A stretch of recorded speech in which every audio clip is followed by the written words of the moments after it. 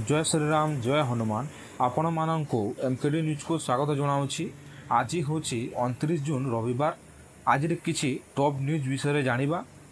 मो सहित जोड़ी रही चैनल को सब्सक्राइब करी बेल आइकन को क्लिक करंतु। आसंतु आज किसी न्यूज अपडेट विषय जानिबा। पिलामानंक जेनेटिक हृदरोगर चिकित्सा पाई ऑस्ट्रेलिया वैज्ञानिक माने प्रयोगशाला बढ़ुवा हृदय टिश्यू विकसित करिसेंती। भारत वैदेशिक मंत्रालय जम्मू काश्मीर किशनगंगा और राठिले जल विद्युत प्रकल्प उपरे अंतर्जातीय मध्यस्थता अदालत द्वारा दिया जायथिबा राय को अस्वीकार करिछि। मंत्रालय कहिछि जे एही अदालत 1960 सिंधु जल चुक्तिनामा अनुଯାयी वैध नुहे और ताहा उल्लंघन करिछि। यह भारतर सार्वभौमता को अवमान करुछि और ताहार दायित्व पालन करने को बाध्य करिपारिबो नाही। पहलगाम आतंकवादी आक्रमण पर यह निष्पत्ति ग्रहण करा जायछि। पाकिस्तान यहाको आतंकवादर अंतर्जातीय भूमिकार ध्यान हटाइबा पई व्यवहार करुछि बोली भारत अभियोग करिछि। अमेरिका सुप्रीम कोर्ट एक गुरुत्वपूर्ण राय देछि जहा अनुଯାयी निम्न अदालत माने राष्ट्रपति निर्देश को बाधा देवारे सीमित क्षमता रखती। यही राय आगुरी ट्रंप को आदेश को व्यवहार करी निम्न कोर्ट माने जन्मगत नागरिकता बंद करने योजना को रोकी। सुप्रीम कोर्ट 6-3 मतरे राय दे कहिछि एपरी आदेश बेआईन होई पारे। ट्रंप यही राय को स्वागत करी कहिसंती यह संविधान और आईन रो। भारत वैदेशिक मंत्रालय जम्मू काश्मीर किशनगंगा और राठिले जल विद्युत प्रकल्प उपरे अंतर्जातीय मध्यस्थता अदालत द्वारा दिया जायथिबा राय को अस्वीकार करिछि।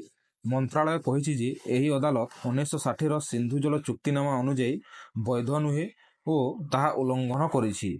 यह भारतर सार्वभौमता को अवमान करुछि और ताहार दायित्व पालन करने को बाध्य करिपारिबो नाही। पहलगाम आतंकवादी आक्रमण पर यह निष्पत्ति ग्रहण करा जायछि। पाकिस्तान यहाको आतंकवादर अंतर्जातीय भूमिकार ध्यान हटाइबा पई व्यवहार करुछि बोली भारत अभियोग करिछि। शनिवार दिन उत्तर पश्चिम पाकिस्तान रे एक आत्मघाती आक्रमण रे अति कम रे 16 जन पाकिस्तानी सैनिकों मृत्यु घटिछि एवं 10 जन सेना कर्मचारी एवं 19 जन साधारण नागरिकों समेत 29 जन आहत होइछन्ति। पुलिस अनुଯାयी विस्फोरण जोगु 2टी घरर छात मध्य भुशुड़ी पड़ी जो 6 जन शिशु आहत होइछन्ति। पुलिस कहिछि जे जड़े आत्मघाती विस्फोरणकारी एक विस्फोरक भर्ती गाड़ी को एक सामरिक काफला रे धक्का देइछि। स्थानीय गणमाध्यम रिपोर्ट करिछि जे एही आक्रमण पाकिस्तानी तालिबान सहित जड़ित हाफिजुल बहादुर सशस्त्र गोष्ठीर आत्मघाती विस्फोरणकारी शाखा द्वारा दाबी करा जायछि। गाजारे इस्राएली विमान आक्रमण रे अति कम रे 49 जनकर मृत्यु होइछि एवं गतकाली विलंबित रातिरु आज सकाळ पर्यंत आक्रमण जारी रहिछि। शिफा हॉस्पिटल कर्मचारी अनुଯାयी मृतकों मध्यरु 12 जन पैलेस्टाइन स्टाडियम निकटरे एवं 8 जन अपार्टमेंट कोठारे आश्रय नेथिले। 20 रु अधिक मृतदेह नासेर हॉस्पिटल को निया जायछि। हिंसा वृद्धि पाइबा सहित अमेरिका राष्ट्रपति डोनाल्ड ट्रंप कहिसंती जे एक सप्ताह मध्यरे एक युद्धविरति चुक्ति होई पारे। इस्राएल रण डमर आलोचना पाई वाशिंगटन रे पहुंचीबार संभावना अछि। वर्तमान एहार 21तम मासरे संघर्ष गाजार मानविक संकट को आहरी घनिष्ठ करि चलिछि। अक्टोबर 2023 आक्रमण परठारु प्राय 50 जन बंधक हामास द्वारा बंदी होचंती। राज्य में गत किछि दिन धरी लागी रहिथिबा वर्षा आगामी 4 तारिख पर्यंत चलिबो। आंचलिक पाणीपाग केन्द्र अनुसार उत्तर बंगोपसागर और पश्चिम बंग उपकूल में घूर्णिबलय और लघुचाप सृष्टि हेबा थिबारु वर्षा बढ़िबो। सुंदरगढ़ बरगढ़ केन्दुझर झारसुगुड़ा मयूरभंज आदि जिला को ऑरेंज और अन्य अंचल मानक येलो वार्निंग जारी। मत्स्यजीवी मानक समुद्र को न जीवा पाई चेतावनी और लोकों को डाकबाजी यंत्र माध्यम सचेतन करा जायछि। श्रीजीउको 3 रथ शरदा बाली रे सफल भावे पहुंची।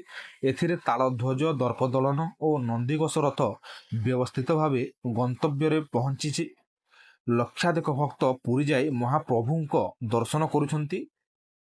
रथयात्रा को शांतिपूर्ण भाव में करने को राज्य सरकार 21 IPS 205 platoon police AI camera anti-drone team ସହ ବୃହତ୍ ବ୍ୟବସ୍ଥା ନେଇଛି। ନୂଆ ଟ୍ରାଫିକ୍ ଆପ୍ ମାଧ୍ୟମରେ ଯାତ୍ରୀଙ୍କୁ ସହଯୋଗ ଦିଆଯିବ।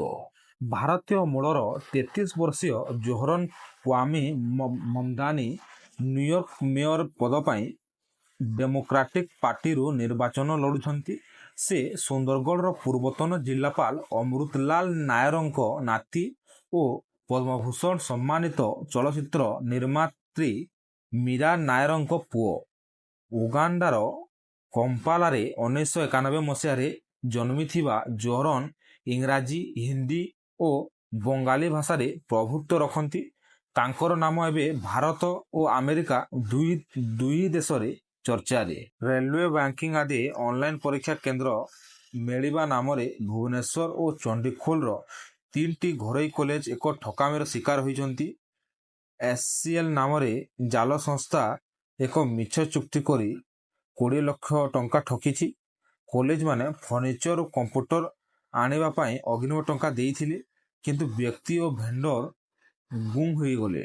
ସାଇବର ପୁଲିସ ତଦନ୍ତ ଆରମ୍ଭ କରିଛି ଓ ଏହି ଘଟଣା ପଛରେ ବଡ଼ ଠକ ରାକେଟ ଥିବା ସନ୍ଦେହ କରିଛି। ରଥଯାତ୍ରା ଅବସରରେ ଓଡ଼ିଆ ଚଳଚ୍ଚିତ୍ର ଚାରିଧାମ ଏ ଜର୍ଣ୍ଣି ୱିଦିନ୍‌ର ପ୍ରଥମ ପୋଷ୍ଟର ମୁକ୍ତି ପାଇଛି। ଦୁର୍ଗା ପୂଜାରେ ଏହି ଚଳଚ୍ଚିତ୍ର ରିଲିଜ୍ ହେବ।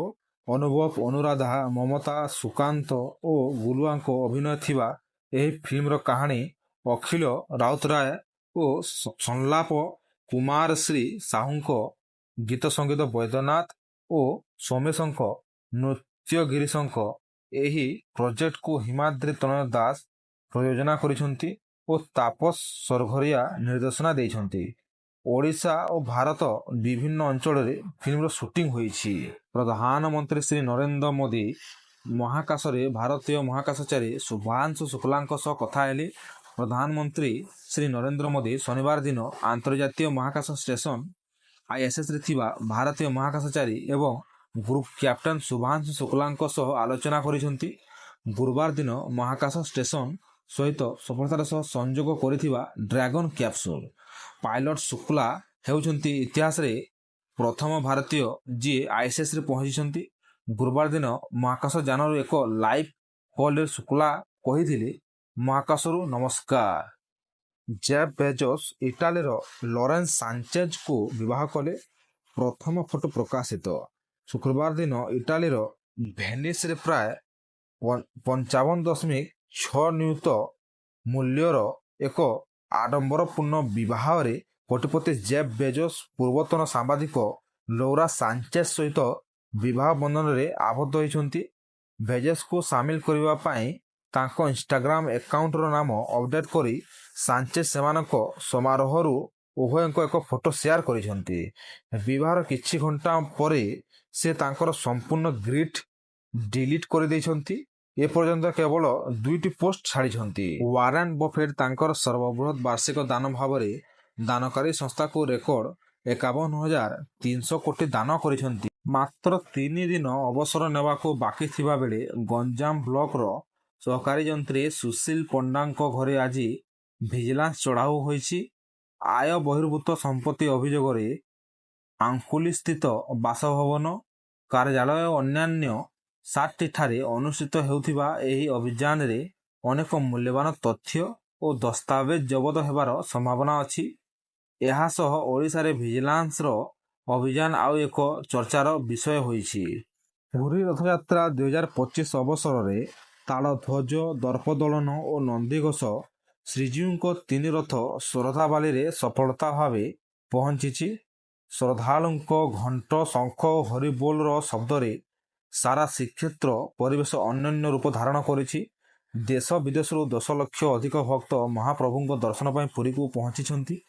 ରଥଯାତ୍ରା ସୁଚାରୁ ଓ ଶାନ୍ତିପୂର୍ଣ୍ଣ ଭାବେ ଚାଳିବାକୁ ରାଜ୍ୟ ସରକାର ଓ ଭିତ୍ତିସ୍ଥ ସଂସ୍ଥାମାନେ 21 IPS, 205 ପ୍ଲାଟୁନ୍ ଫୋର୍ସ, ଡ୍ରୋନ୍ ତଦନ୍ତ, AI କ୍ୟାମେରା ଓ ଟ୍ରାଫିକ୍ ଆପ୍ ସହ ଉଚିତ ବନ୍ଦୋବସ୍ତ ନେଇଛନ୍ତି। ଏହି ରଥଯାତ୍ରା ଓଡ଼ିଆ ସଂସ୍କୃତିର ଗର୍ବ ଓ ଭକ୍ତିର ମହାପର୍ବ ଭାବେ ପୁଣି ଥରେ ସମସ୍ତଙ୍କୁ ଦୃଷ୍ଟିକୁ ଆକର୍ଷିତ କରିଛି। ଗତକାଲି ରଥଯାତ୍ରା ଦିନ ନନ୍ଦିଘୋଷ ରଥ ବିଳମ୍ବରେ ଶରଧାବାଲି ପହଞ୍ଚିବା ଘଟଣାକୁ ନେଇ ବିରୋଧୀ ଦଳ ନେତା ନବୀନ ପଟ୍ଟନାୟକ ରାଜ୍ୟ ସରକାର ଉପରେ ତୀବ୍ର ସମାଲୋଚନା କରିଛନ୍ତି। ସେ କହିଛନ୍ତି ଏହି ଅଘଟଣ ଲକ୍ଷ ଲକ୍ଷ ଭକ୍ତଙ୍କୁ ନିରାଶ କରିଛି। ଗତ ବର୍ଷ ବଳଭଦ୍ରଙ୍କୁ ପୋଡ଼ିଯିବା ଘଟଣା ଓ ଏ ବର୍ଷ ରଥ ଅଟକିଯିବା ଦୁଇଟି ଘଟଣା ଅନୁଶୋଚନୀୟ। ଏହାକୁ ନେଇ ଆଇନ ମନ୍ତ୍ରୀ ପୃଥ୍ୱୀରାଜ ହରିଚନ୍ଦନ ପ୍ରତିକ୍ରିୟା ଦେଇ କହିଛନ୍ତି, ବିରୋଧୀ ରାଜନୈତିକ କୃଷା କରୁଛନ୍ତି। ସେ କହିଛନ୍ତି ରଥ ନୀତିକାନ୍ତି ଅନୁଯାୟୀ ହୋଇଥିଲା, କିନ୍ତୁ ଭିଡ଼ ଓ ରଥ ମୋଡ଼ ନେବା ଡେରିରୁ ବିଳମ୍ବ ହୋଇଛି। ଏହି ଘଟଣା ରଥଯାତ୍ରାର ନିୟମିତତା ଓ ପ୍ରଶାସନିକ ସାଜସଜ୍ଜା ପ୍ରତି ପ୍ରଶ୍ନ। ପ୍ରତିରକ୍ଷା ମନ୍ତ୍ରୀ ଶ୍ରୀ ରାଜନାଥ ସିଂ ଚୀନ ଆଡମିରାଲ ଡୋଙ୍ଗ ଜୁନଙ୍କ ସହ କିଙ୍ଗଡାଓରେ ଏସୀୟ ସମ୍ମିଳନୀ ଅବସରରେ ଦ୍ୱିପାକ୍ଷିକ ବୈଠକ କରି ସୀମା ଉତ୍ତେଜନା ହ୍ରାସ ପାଇଁ 4 ସୂତ୍ର ପରାମର୍ଶ ଦେଇଛନ୍ତି। ଏଥିରେ ରହିଛି, ପ୍ରଥମ, 2024 ସେନା ପ୍ରତ୍ୟାହାର କାର୍ଯ୍ୟାନୁଷ୍ଠାନ; ଦ୍ୱିତୀୟ, ଉତ୍ତେଜନା ହ୍ରାସ ପାଇଁ ନିରନ୍ତର ପ୍ରୟାସ; ତୃତୀୟ, ସୀମା ଚିହ୍ନଟରେ ତ୍ୱରାନ୍ୱିତ ପଦକ୍ଷେପ; ଚତୁର୍ଥ, ମତଭେଦ ପରିଚାଳନା ଓ ସମ୍ପର୍କରେ ଉନ୍ନତି। ସେ ଏହି ବୈଠକରେ ପାକିସ୍ତାନ ପ୍ରାୟୋଜିତ ସୀମାପାର ଆତଙ୍କବାଦ ବିଷୟ ଉଠାଇ ପୂର୍ବ ଘୋଷିତ ଅପରେସନ ସିନ୍ଦୁରକୁ ଉଲ୍ଲେଖ କରିଛନ୍ତି। ବୈଠକ ପରେ ସିଂହ ଏକ୍ସରେ ଫଟୋ ସେୟାର କରି ଭାରତ ଚୀନ ସକାରାତ୍ମକ ସମ୍ପର୍କ ଉପରେ ଗୁରୁତ୍ୱ ଦେଇଛନ୍ତି। ସେ ଆଡମିରାଲଙ୍କୁ ମିଥିଳା ଅଞ୍ଚଳର ମଧୁବନୀ ଚିତ୍ର ଉପହାର ଦେଇଥିଲେ। ଭାରତ ଏସସିଓ ଦସ୍ତାବେଜରେ ଆତଙ୍କବାଦ ଓ ପହଲଗାମ ଘଟଣା ଉପରେ କରାଯାଇଥିବା ଅସନ୍ତୋଷ ପ୍ରକାଶ କରି ତାରେ ଦସ୍ତଖତ ମନା କରିଥିଲା। ଏହାପରେ ଏହି ଦ୍ୱିଭାଗୀୟ ବୈଠକ ଅନୁଷ୍ଠିତ। ବାଂଲାଦେଶର ରାଜଧାନୀ ଢାକାର ଖିଲକ୍ଷେଟ ଅଞ୍ଚଳରେ ଥିବା ଏକ ଦୁର୍ଗା ମନ୍ଦିରକୁ ଇସଲାମିକ ଚରମପନ୍ଥୀମାନେ ଭାଙ୍ଗି ଦେଇଥିବା ଘଟଣା ପ୍ରତି ଭାରତ କଡ଼ା ନିନ୍ଦା କରିଛି। ବିଦେଶ ବ୍ୟାପାର ମନ୍ତ୍ରାଳୟ ମୁଖପାତ୍ର ରଣଧୀର ଜୟସ୍ୱାଲ କହିଛନ୍ତି ଯେ, ମନ୍ଦିର ଉପରେ ଆକ୍ରମଣ ପୂର୍ବ ଘୋଷିତ ଥିଲା ବାବଜୁଦ ବାଂଲାଦେଶର ଅନ୍ତରୀଣ ସରକାର ପକ୍ଷ ତଥା କଥିତ ଅବୈଧ ଜମି ଦର୍ଶାଇ ମନ୍ଦିର ଭଙ୍ଗା ଯିବାରେ ସମର୍ଥନ ଦେଇଛି।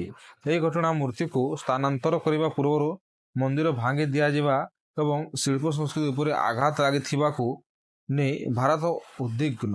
ଜୟସ୍ୱାଲ ସ୍ପଷ୍ଟ କରିଛନ୍ତି ଯେ, ସଂଖ୍ୟାଲଘୁ ହିନ୍ଦୁମାନଙ୍କ ଧର୍ମ, ସଂସ୍କୃତି ଓ ସମ୍ପତ୍ତିକୁ ସୁରକ୍ଷା ଦେବା ଦାୟିତ୍ୱ ବାଂଲାଦେଶ ଅନ୍ତରୀଣ ସରକାରଙ୍କ ଅଟୁଟ ଦାୟିତ୍ୱ। ଏହି ଘଟଣା ହିନ୍ଦୁ ସମୁଦାୟ ମଧ୍ୟରେ ଆକ୍ରୋଶ ଓ ଅସନ୍ତୋଷ ସୃଷ୍ଟି କରିଛି। ଭାରତ ପକ୍ଷରୁ ବାଂଲାଦେଶକୁ ଏହି ଧରଣର ଘଟଣା ଉପରେ ଗମ୍ଭୀର ଚିନ୍ତା ବ୍ୟକ୍ତ କରି ସଂଖ୍ୟାଲଘୁଙ୍କ ସୁରକ୍ଷା ନିଶ୍ଚିତ କରିବା ଉପରେ ଜୋର ଦିଆଯାଇଛି। ପୁରୀରେ ଶୁଭାରମ୍ଭ ହୋଇଛି ବିଶ୍ୱ ପ୍ରସିଦ୍ଧ ରଥଯାତ୍ରା। ଲକ୍ଷ ଲକ୍ଷ ଭକ୍ତଙ୍କ ଭିଡ଼ ମଧ୍ୟରେ ଦେଶ ବିଦେଶରୁ ଲୋକମାନେ ଆସିଛନ୍ତି। ଏଥିରେ ଭାରତର ପ୍ରମୁଖ ବ୍ୟବସାୟୀ ଗୌତମ ଆଡାନୀ ମଧ୍ୟ ଭାଗ ନେଇଛନ୍ତି। ଆଦାନୀ ଗ୍ରୁପ ପକ୍ଷରୁ 26 ଜୁନ ଠାରୁ 8 ଜୁଲାଇ ପର୍ଯ୍ୟନ୍ତ ପ୍ରସାଦ ସେବା ଆରମ୍ଭ ହୋଇଛି। ଏହାର ଉଦ୍ଦେଶ୍ୟ ହେଉଛି ଭକ୍ତମାନେ ଓ ଅଫିସରଙ୍କୁ ମାନ୍ୟ ପ୍ରସାଦ ଯୋଗାଇ ଦେବା। ଏହି ଦିନଗୁଡ଼ିକରେ ପୁରୀର ଉଚ୍ଚ ସୁରକ୍ଷା ବ୍ୟବସ୍ଥା ରହିଛି। ଏପଟେ ୱେଷ୍ଟବେଙ୍ଗଲର ଦୀଘାରେ ନୂଆ ମନ୍ଦିରରେ ପ୍ରଥମ ଥର ପାଳିତ ହେଉଛି ରଥଯାତ୍ରା। ରଥଯାତ୍ରା ଦେଖିବାକୁ ମଣିଷ ଧାଇଁ ଆସୁଛନ୍ତି। କେରଳରେ ଆରଏସଏସ କର୍ମୀ ଶ୍ରୀନିବାସନଙ୍କ ହତ୍ୟା ମାମଲାରେ ଏନଆଇଏ ଏକ ବଡ଼ ଷଡ଼ଯନ୍ତ୍ର ଦାବି କରିଛି। ସେମାନେ କହିଛନ୍ତି ଯେ, ନିଷିଦ୍ଧ ପିଏଫଆଇ 2047 ସୁଦ୍ଧା ଭାରତରେ ଇସଲାମିକ ଶାସନ ଲାଗୁ କରିବା ଯୋଜନା ଥିଲା। ସଂଗଠନ ଅନେକ ହିଂସା, ଆତଙ୍କ ଏବଂ ହତ୍ୟାକାଣ୍ଡରେ ଜଡ଼ିତ। ସେମାନେ 4 ପର୍ଯ୍ୟାୟ ଯୋଜନା ଆଧାରରେ ଦେଶର ଗଣତନ୍ତ୍ର ଧ୍ୱଂସ କରିବା ଚେଷ୍ଟା କରୁଥିଲେ। ଶ୍ରୀନିବାସଙ୍କୁ ଏହି ଷଡ଼ଯନ୍ତ୍ରର ଅଂଶରେ ହତ୍ୟା କରାଯାଇଥିଲା। ଆମେରିକାରେ ଥିବା ଭାରତୀୟ ପ୍ରବାସୀମାନେ ଏବେ ଭାରତକୁ ଟଙ୍କା ପଠାଇବାରେ ଅଧିକ ଆଶ୍ୱସ୍ତି ମାନୁଛନ୍ତି। ବିଲ୍ ଆଇନ ହେଲେ ରେମିଟାନ୍ସ ଟ୍ୟାକ୍ସ 3.5%ରୁ କମି ଏବେ 1% ହେଉଛି। ଏହି ଟିକସ କେବଳ ଅଣ-ନାଗରିକ ଓ ନିର୍ଦ୍ଦିଷ୍ଟ ପରିସ୍ଥିତି ଉପରେ ଲାଗୁ ହେବ। ବ୍ୟାଙ୍କ ବା କାର୍ଡ ପେମେଣ୍ଟ ଉପରେ ଟିକସ ନ ଥିବା ଯୋଗୁଁ ଅଧିକ ଲୋକ ଆଶ୍ୱସ୍ତି ପାଇଛନ୍ତି। ଏହା ଆମେରିକାରେ ବାସ କରୁଥିବା 29 ଲକ୍ଷ ଭାରତୀୟଙ୍କ ପାଇଁ ଏକ ଭଲ ସମାଚାର। ଜଣେ ଯୁବତୀ ଭାରତୀୟ କ୍ରିକେଟର ୟଶ ଦୟାଲଙ୍କ ବିରୋଧରେ ଯୌନ ଶୋଷଣ, ଠକେଇ ଓ ହିଂସାର ଗଭୀର ଅଭିଯୋଗ ଆଣିଛନ୍ତି। ସେ ମଧ୍ୟ ଉପରେ ମାନସିକ ଓ ଶାରୀରିକ ନିର୍ଯାତନା ଦେଇଥିବା, ବିବାହ ନାଁରେ ଠକିବା ଓ ଅନ୍ୟ ଯୁବତୀଙ୍କ ସହ ସମ୍ପର୍କ ରଖିବା ଦାବି କରିଛନ୍ତି। ଏହି ଅଭିଯୋଗ ସହିତ ସେ ଉତ୍ତରପ୍ରଦେଶ ମୁଖ୍ୟମନ୍ତ୍ରୀଙ୍କୁ ସାହାଯ୍ୟ ମାଗିଛନ୍ତି। Yash Dayal IPL champion RCB ପାଇଁ ଖେଳିଥିଲେ। ଏହି ବିବାଦ ତାଙ୍କ କ୍ରିକେଟ ଜୀବନକୁ ପ୍ରଭାବିତ କରିପାରେ। ପ୍ରଥମ ଟେଷ୍ଟରେ ପରାଜୟ ପରେ ଦ୍ୱିତୀୟ ମ୍ୟାଚ୍ ପାଇଁ ଟିମ୍ ଇଣ୍ଡିଆ ଗମ୍ଭୀର ଅଭ୍ୟାସ ଆରମ୍ଭ କରିଛି। ଏ ଯବାନ ଗ୍ରାଉଣ୍ଡରେ ଭାରତୀୟ ଦଳ ପ୍ରଶିକ୍ଷଣ ନେଉଛି। ଯଶପ୍ରୀତ ବୁମରା, ପ୍ରସିଦ୍ଧ କ୍ରିଷ୍ଣା ଓ ଠାକୁରଙ୍କୁ ବିଶ୍ରାମ ଦିଆଯାଇଛି। ତାଙ୍କ ବଦଳରେ ଆକାଶଦୀପ ଅର୍ଶଦୀପ ସିଂଙ୍କୁ ନୂଆ ବୋଲରରେ ଅଭ୍ୟାସ କରାଯାଇଛି। ବୁଧବାରରୁ ଆରମ୍ଭ ହେବାକୁ ଯାଉଥିବା ଦ୍ୱିତୀୟ ଟେଷ୍ଟ ପାଇଁ ଦଳ ଫେରିବା ଲକ୍ଷ୍ୟରେ ଟାର୍ଗେଟ୍ ରଖିଛି। ଯଦି ଆଜିର ନ୍ୟୁଜ୍ ଅପଡେଟ୍ଟି ଆପଣଙ୍କୁ ଇନଫର୍ମେଟିଭ୍ ଲାଗିଥିଲେ ଚ୍ୟାନେଲକୁ ସବସ୍କ୍ରାଇବ୍ କରି ଲାଇକ୍, ସେୟାର ଆଣ୍ଡ କମେଣ୍ଟ କରନ୍ତୁ। ଜୟ ଶ୍ରୀରାମ, ଜୟ ହନୁମାନ।